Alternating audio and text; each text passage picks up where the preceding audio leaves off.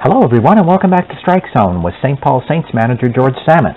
Strike Zone is a weekly program that gives you, the fans, the opportunity to ask the St. Paul Saints skipper questions about the Saints, baseball or sports in general, or just seek George's wisdom about life events that are going on. In this week's episode, George shares some team updates with us. He talks about his preparation for spring training, which begins this Saturday, and he shares with us a little information about some baseball. So let's get right to Strike Zone. So let us welcome back Manager George Tsamis. George, let's first of all begin with team updates from you. Okay, we have signed Jeff Shields back, who had a excellent season for us last year. He was there were quality start after quality start with him. He was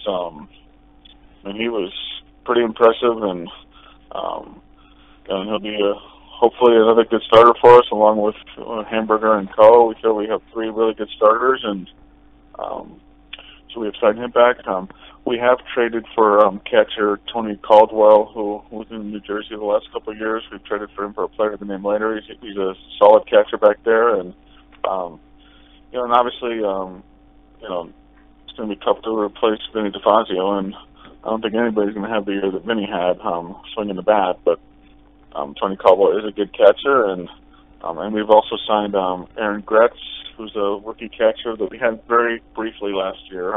We had and won at bat for us, but he's a rookie and out of Ohio State, and so we feel we have two solid catchers back there now, and let's get the season going. Speaking of getting the season going, tell us a little bit about what happens for you now this week. Okay, on Thursday we're going to have our open trial that we have open to anyone on Thursday, and you never know what's going to get out of there. There could be some players that are decent. We've signed players out of there before, and there's times when we look at a guy at a tryout camp and maybe we don't sign him that day, but we feel that maybe he can play some. Well, sometimes during the season something can happen, so you just never know what you're going to get. You can get 20 players showing up to it, you can get 100 players showing up to it. You just don't know, and so we'll find out tomorrow and see what's available.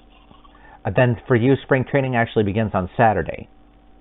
Yes, we cannot start practice until Saturday, so our little training camp starts Saturday, and get 1 day of practice, and then you go straight into the exhibition games on Sunday versus Fargo. Wow. Well, let us head into our fan questions for this week. We'll first of all begin with Dale from Minneapolis, who asked, do players generally come in good shape when spring training begins for your team? We would hope so. They know they need to come in ready. They were told they need to come in ready because again, we only have a little 12-day training camp and the 1 day of practice before we go into the exhibition games, because we feel that the best way to get ready is to be playing in those exhibition games and see live pitching, and so they need to be ready to go, when we start, and they are aware of that. How many players are you able to have come in for spring training? You could have 28 players in camp. We're nowhere near. I think we're right around 22 right now, or 21, but you can bring in 28. Okay. Andy from Lakeville would like to know from you, who do you think will be the biggest challenge for the Saints in the North Division this season? I'll tell you what, the whole division looks really good. Sioux Falls, their pitchers are, they have some decent starting pitchers, and they have a few guys in their lineup that can swing it. So they're going to be tough. You probably don't hear about them, but I'll tell you what, their starting pitchers are good, and they gave us trouble last year too, and they were, I think they can be a good team, and Fargo's done a real good job with the guys they've signed. They have a real good outfield. They have some guys that can swing it. A couple guys we were after that that we didn't get that they did, and I think they're going to be a very solid team. And obviously Winnipeg always looks good, and they have some nice pitching, a nice lineup, and some speed. And this division is going to be really tough this year, and so we need to play our best to win that division. Trent from Victoria would like to know why pitchers are always warned off when there are pop-ups in the infield. Yeah, if I understand that question correctly, I'm just taking it as when there's a pop-up and they always tell a pitcher to get out of the way. Am I understanding that? I'm assuming correctly? That's what he's asking. Yeah, I think you're right, yeah. Yeah. because they don't think the pitchers are athletes and they think they can't catch pop-ups, and so they just tell the pitchers to get out of the way. And when I was a pitcher, you think you can catch them, but they feel that the infielders are more athletic and they can make the plays, and I guess that's probably true, but that's why they wave them off, because supposedly the pitchers aren't as athletic as the position players. Derek from Chanhassen asks, I watch a lot of pitchers are able to get movement on their fastball. How do they do that? Well, the most important thing is obviously throwing strikes. A pitcher can throw 95 miles per hour, and if they're balls, it's a frustrating thing for everybody to watch. And throwing two-seam fastball, you fool around with different grips, and there's a four-seam fastball and a two-seam fastball, but throwing a two-seam fastball is supposed to have a little more movement on it, and so that's how you get a little sink to your fastball.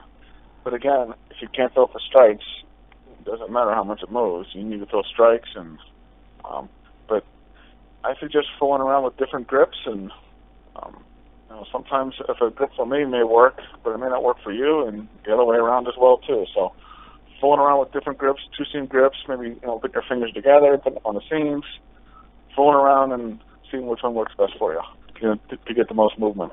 Excellent. Carl from St. Paul would like to know what you think about how amazing it is that the Yankees are playing so bad this season. Yeah, I haven't really seen much of it, and I just see the record, and it is tough to watch, and it is frustrating. You see those games on TV, and you see all those open seats behind home plate. That drives me crazy. That just drives me nuts. When they got to get some fillers down there to fill those seats up, but it's a struggle, and I know they're an older team, and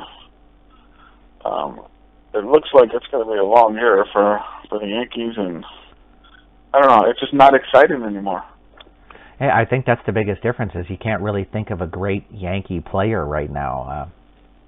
Interesting. Yeah, and I wonder if the Yankee fans feel that way, and just the excitement's not there. It just, I don't know, that goes back to one thing that, I always talk about over the months with you guys.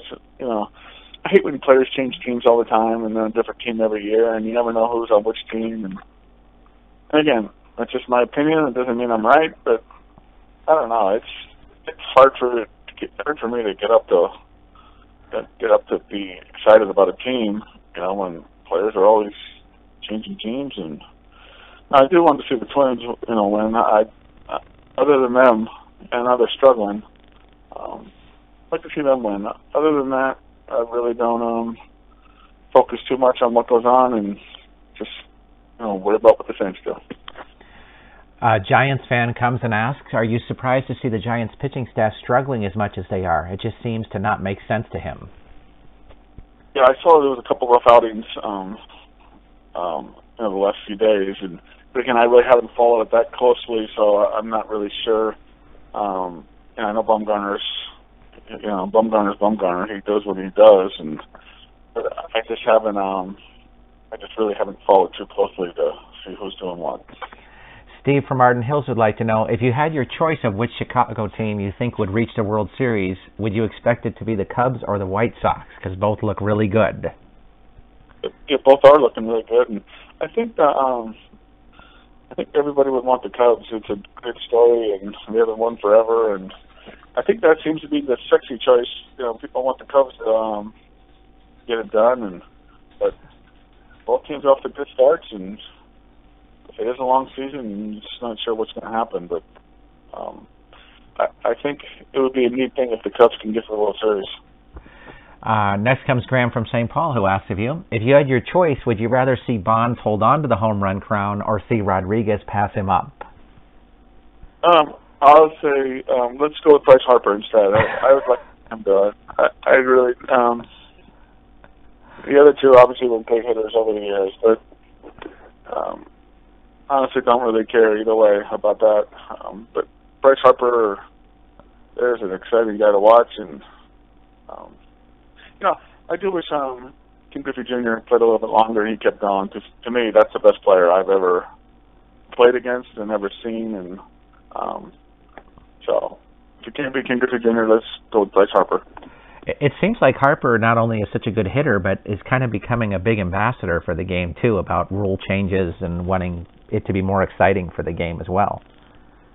Yeah, he is. That's an exciting guy, and he's going to be around for a long time, and he's fun to watch. Yes, he is. Well, let's head into a little football for this week, and we first start with Carmen from Richfield, who asks, what did you think of the Vikings' first-round pick? And he looks like he'd be a real good pick for Bridgewater. Yeah, I don't follow the college football too much, so I really wouldn't know, if it's a good pick, bad pick. I really wouldn't know because I don't really follow it too closely. So sorry, I can't give you a better answer on that. Well, Sylvia would like to know if you thought which team had the best draft overall. So did you watch any of that at all? Yeah. Oh, honestly, I was flying in when the draft was going on, so I really didn't see a minute of the draft. So again, I couldn't tell you who had a good draft, who didn't, and if I tried to, it seemed like I'm just winging it there, and I don't have an opinion on it because I just don't know. Well, I think people need to consider that you were working on building your own team at that particular time too. So. Yeah, exactly. It's a busy time. So again, you just try to get the players, and we're still looking for a couple pictures. So I really haven't followed the NFL at all. Next is Craig from Egan, who sadly asks, don't you think it is total BS that Brady may be suspended for the first 4 games after all? Yeah, it's such a silly thing, and it's over a year later, and they're still talking about it, and now suspending him, and I just think it's a waste of everybody's time, but that's the way it goes. Next we have Softball Mom, who would like to know. She says her daughter's softball coach seems to not like her daughter. She will tell all the girls on the team that they will play during a tournament, and everyone will play but her daughter. She is now 16. As a parent, do you recommend talking to the coach, or do you think this is the child's battle to fight if she is this old? She'd really like to hear your advice. And I guess this is a travel ball team. I'm taking it. I guess, yeah. It's I don't think there's anything wrong with the parent talking to the coach respectfully. If that's the case where she's not playing at all and everybody else is playing and she doesn't play, like I said, not knowing the whole situation. But I don't think there's anything wrong with respectfully talking to the coach about it and see what the story is, and and over the years dealing with this, some of the parents get too involved and maybe need to be a little more respectful in the way they talk to the coach, or because maybe at times maybe parents are a little bit too aggressive with it, and I think the coach, if there's a real good player on a team, that's maybe better than somebody else's kid, that player's going to play more. So, but everybody should play, and just a matter of being respectful about it and going about it the right way. Our last question for you comes from Julie from St. Paul, who'd like to know how your own daughter's softball team did. It was a tough season for the team, tough season for her.